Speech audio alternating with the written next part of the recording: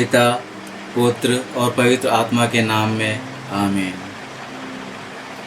जय मसीह के सभी को। मैं आकाशदीप मरांडी और आज हम पाठ पढ़ेंगे 1 जून रविवार का प्रभु का स्वर्गारोहण, संत जस्टिन। पहला पाठ प्रेरित चरित्र अध्याय 1 पद संख्या 1 से 11। थियोफिलुस, मैंने अपनी पहली पुस्तक में उन सब बातों का वर्णन किया जिन्हें ईसा उस दिन तक करते और सिखाते रहे जिस दिन वो स्वर्ग में आरोहित कर लिए गए। उससे पहले ईसा ने अपने प्रेरितों को, जिन्हें उन्होंने स्वयं चुना था, पवित्र आत्मा द्वारा अपना कार्य सौंप दिया। ईसा ने अपने दुख भोग के बाद उन प्रेरितों को बहुत से प्रमाण दिए कि वो जीवित है। वो 40 दिन तक उन्हें दिखाई देते रहे और उनके साथ ईश्वर के राज्य के विषय में बात करते रहे। ईसा ने प्रेरितों के साथ भोजन करते समय उन्हें आदेश दिया कि वे यरूशलेम नहीं छोड़े, बल्कि पिता ने जो प्रतिज्ञा की उसकी प्रतीक्षा करते रहे। उन्होंने कहा, मैंने तुम लोगों को उस प्रतिज्ञा के विषय में बता दिया है। यूहन्ना जल का बपतिस्मा देता था, परंतु थोड़े ही दिनों बाद तुम लोगों को पवित्र आत्मा का बपतिस्मा दिया जाएगा। जब वे ईसा के साथ एकत्र थे तो उन्होंने यह प्रश्न किया,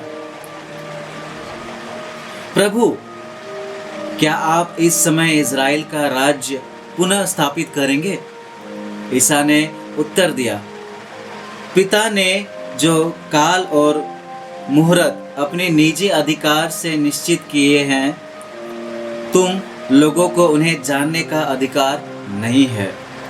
किंतु पवित्र आत्मा तुम लोगों पर उतरेगा और तुम्हें सामर्थ्य प्रदान करेगा और तुम लोग यरूशलेम, सारी यहूदिया और समारिया में तथा पृथ्वी के अंतिम छोर तक मेरे साक्षी होंगे।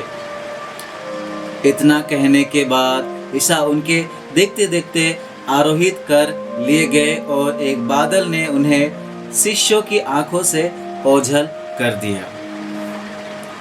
ईसा के चले जाते समय प्रेरित आकाश की ओर एकटक देखते ही रहे थे कि उज्जवल वस्त्र पहने 2 पुरुष उनके पास अचानक आ खड़े हुए और बोले, गलीलियो, आप लोग आकाश की ओर क्यों देखते रहते हैं?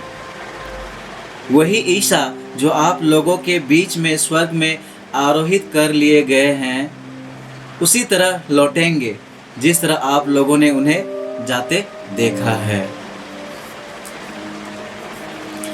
दूसरा पाठ एफेसियों अध्याय 1 पद संख्या 17 से 23 या इब्रानियों अध्याय 9 पद संख्या 24 से 28 या अध्याय 10 पद संख्या 19 से 23। महिमामय पिता, हमारे प्रभु ईसा मसीह का ईश्वर आप लोगों को प्रज्ञा तथा आध्यात्मिक दृष्टि प्रदान करे, जिससे आप उसे सचमुच जान जाए।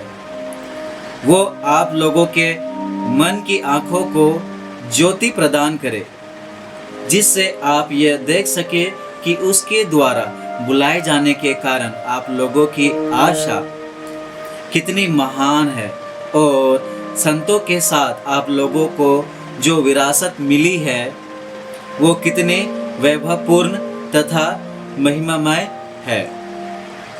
और हम विश्वासियों के कल्याण के लिए सक्रिय रहने वाले ईश्वर का सामर्थ्य कितना अपार है। ईश्वर ने मसीह में वही सामर्थ्य प्रदर्शित किया जब उसने मृतकों में से उन्हें पुनर्जीवित किया और स्वर्ग में अपने दाहिने बैठाया। स्वर्ग में कितने ही प्राणी क्यों ना हो और उनका नाम कितना ही महान क्यों ना हो, उन सब के उस ऊपर ईश्वर ने इस युग के लिए और आने वाले युग के लिए मसीह को स्थान दिया है। उसने सब कुछ मसीह के पैरों तले डाल दिया और उनको सब कुछ पर अधिकार देकर कलीसिया का शीर्ष नियुक्त किया। कलीसिया मसीह का शरीर और उनकी परिपूर्णता है। मसीह सब कुछ सब तरह से पूर्णता तक पहुंचते हैं। सुसमाचार लूकस अध्याय 24 पद संख्या 46 से 53।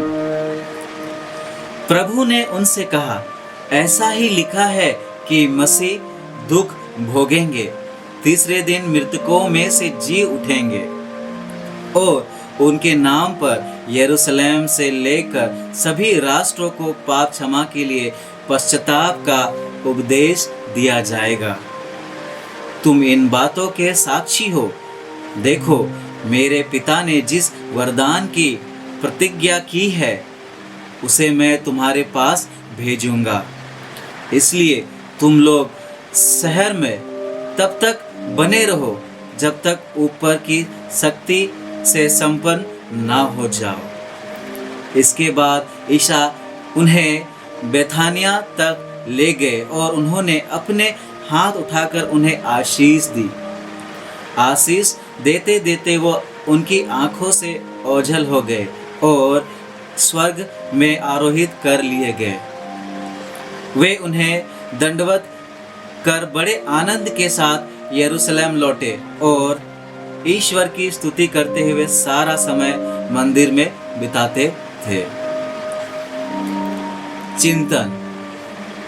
आज जब हम अपने आप को ढेर सारी समस्याओं, चिंताओं एवं अंधविश्वास की भावनाओं में घिरा हुआ महसूस करते हैं, तब हम अपने पुराने दिनों की याद करते हैं कि प्रभु ने कलीसिया को अपनी उपस्थिति एवं शक्ति से मजबूत बनाया था।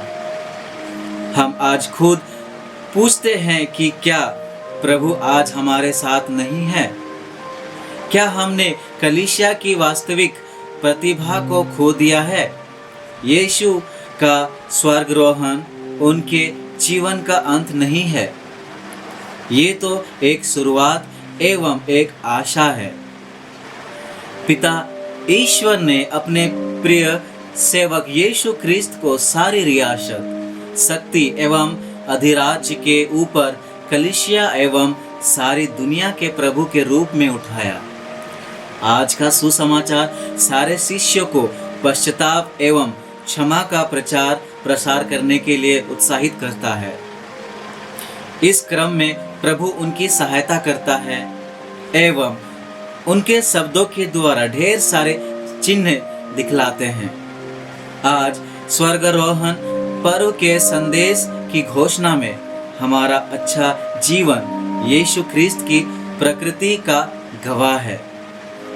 स्वर्गारोहण हमसे प्रबल इच्छा रखती है कि हम सभी को बताए कि केवल यीशु ही स्वर्ग एवं पृथ्वी के प्रभु हैं और वे सबों को बचाना चाहते हैं।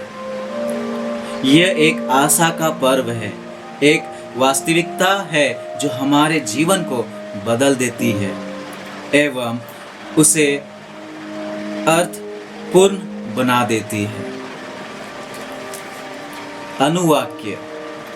ईश्वर जयकार के साथ आगे बढ़ता है, वो तुरही के घोष के साथ आगे बढ़ता है। जय घोष, हालेलुया, हालेलुया। प्रभु कहते हैं, तुम लोग जाकर सब राष्ट्रों को शिष्य बना लो, मैं संसार के अंत तक सदा तुम्हारे साथ हूँ। हालेलुया। पिता, पुत्र और पवित्र आत्मा के नाम में आमीन। ईश्वर को धन्यवाद।